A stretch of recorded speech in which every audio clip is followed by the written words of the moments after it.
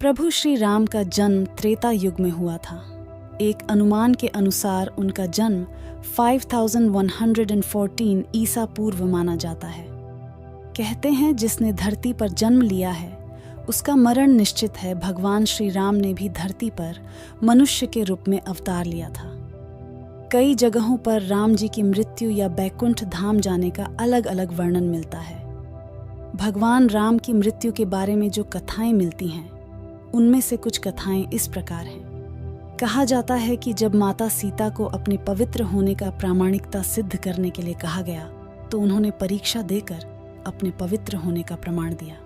लेकिन इसके पश्चात सीता जी अपने दोनों पुत्रों कुश और लव को राम जी सौंप दिया और धरती माता ये कहा कि हे माता, मुझे अपने अंदर समा लीजिए। माता सीता जी के इतना कहते ही धरती फट गई और देखते ही देखते वह भूगर्भ में चली गई। सीता जी के इस तरह से चले जाने के कारण राम जी व्यथित हो उठे और यमराज की सहमति से सरयू नदी के तट पर गुप्तार घाट में राम जी ने जल समाधि ग्रहण कर ली।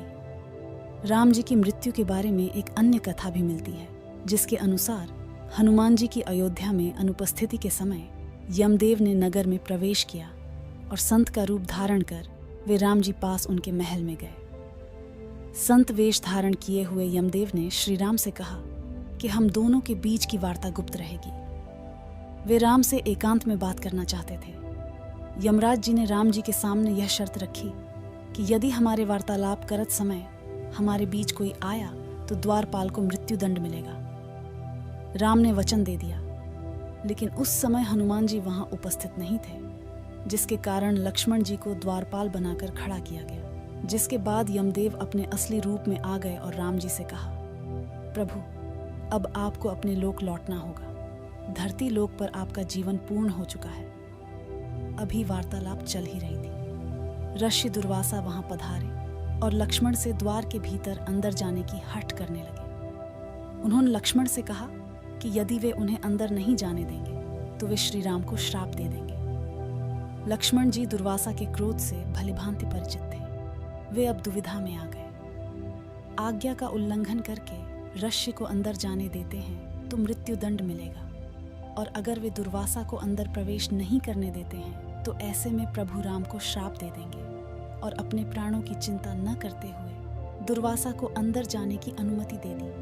वार्तालाप भंग हो गई। राम जी सोचने लगे कि अब उन्हें अपने प्रिय अनुज लक्ष्मण को मृत्यु दंड देना होगा। उन्होंने लक्ष्मण को राज्य निकाला दे दिया, लेकिन लक्ष्मण ने अपने भ्राता के वचन को तोड़ना नहीं चाहते थे। वचन को पूरा करने के लिए उन्होंने सरयू नदी में जल समाधि ले ली। लक्ष्मण के सरयू नदी में समाधि लेने से राम जी अत्यंत दुखी हो गए और उन्होंने भी जल समाधि लेने का निर्णय कर लिया। माना जाता है कि जब राम जी ने सरयू नदी में